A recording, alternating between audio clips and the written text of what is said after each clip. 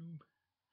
This is Diskin02 here, and I'm going to be doing, and just so you know, this is just going to be for pleasure, no copyright problems intended or anything like that. I'm going to be doing, since, the film's released this week, I'm going to do a two-part video on the readalong of Inside Out.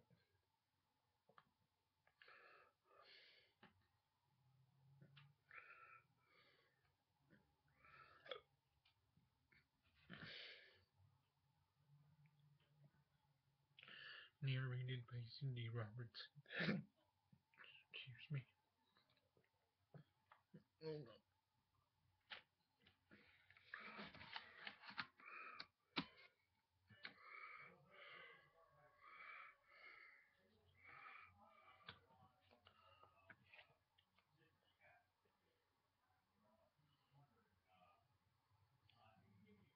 Oh no.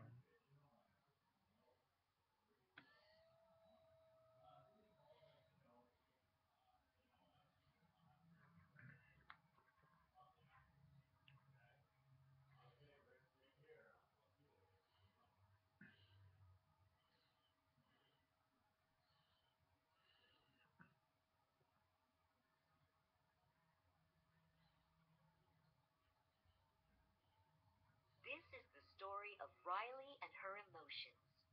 You can read along with me in your book. You will know it is time to turn the page when you hear this sound.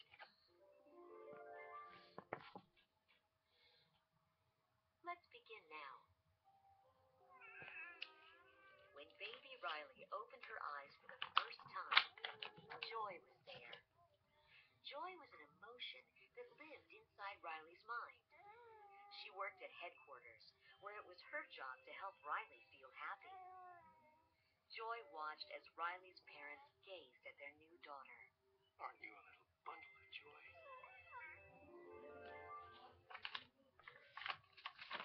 Riley's happy memories were saved in golden spheres, and Joy made sure she had lots of them. Joy loved Riley. Just Riley and me? Forever. But she wasn't alone with Riley for long. 33 seconds after Riley was born, another emotion showed up, and she was very different from Joy. I'm sad. Joy didn't like the sound of that. Can I just, if you could, I don't want to fix that. Thanks. Joy stopped sadness from using Riley's headquarters console as often as possible. Soon, more emotions arrived at headquarters, and each one had a different job.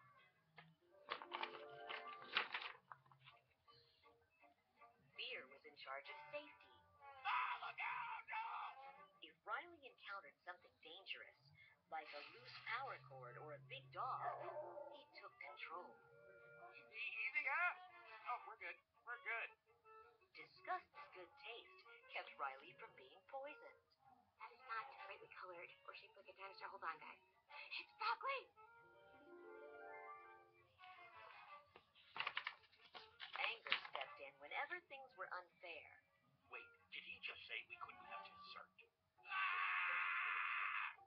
And sadness made Riley sad.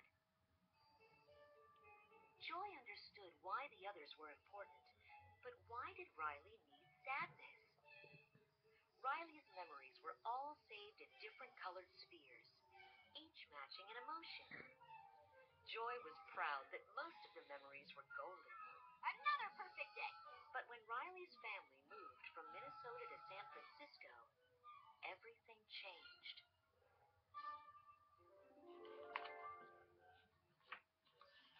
Riley didn't like moving. She missed all her friends.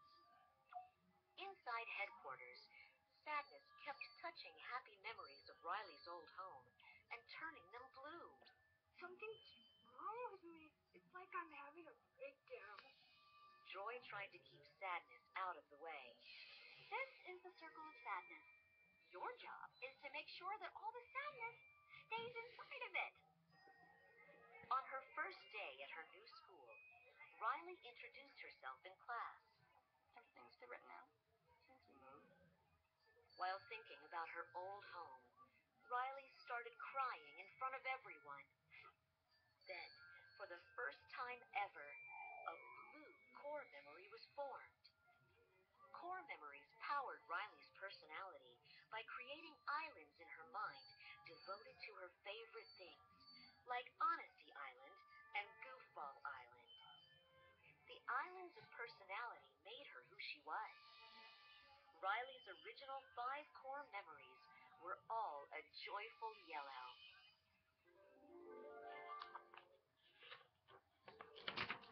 Joy wanted to get rid of the blue memory, so she tried to send it away through a memory flush vacuum tube. But sadness protected it.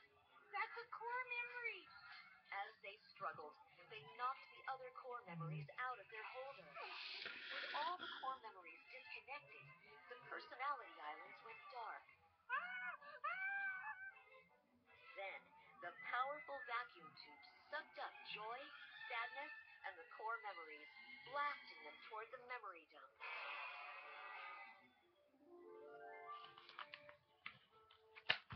But on the way, the tube cracked open. Joy and sadness fell to the ground.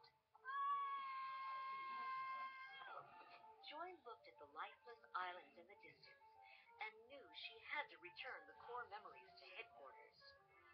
Come on, Riley.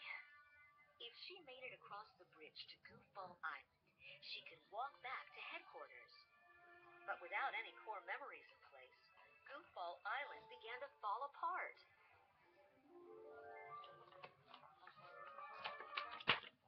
Joy and sadness would need to find a new way to get back to headquarters. The two walked toward long-term memory, where they ran into someone Joy hadn't seen in years. I know you.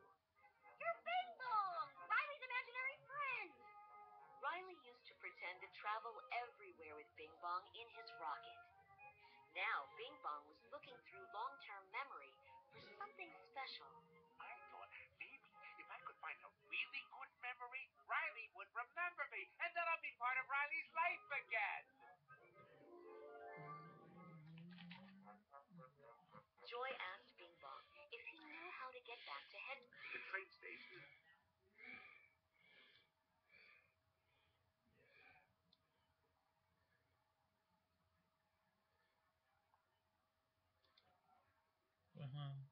That's for part 1.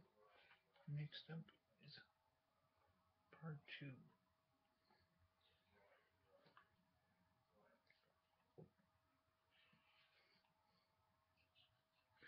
Please comment, rate, and subscribe. Peace.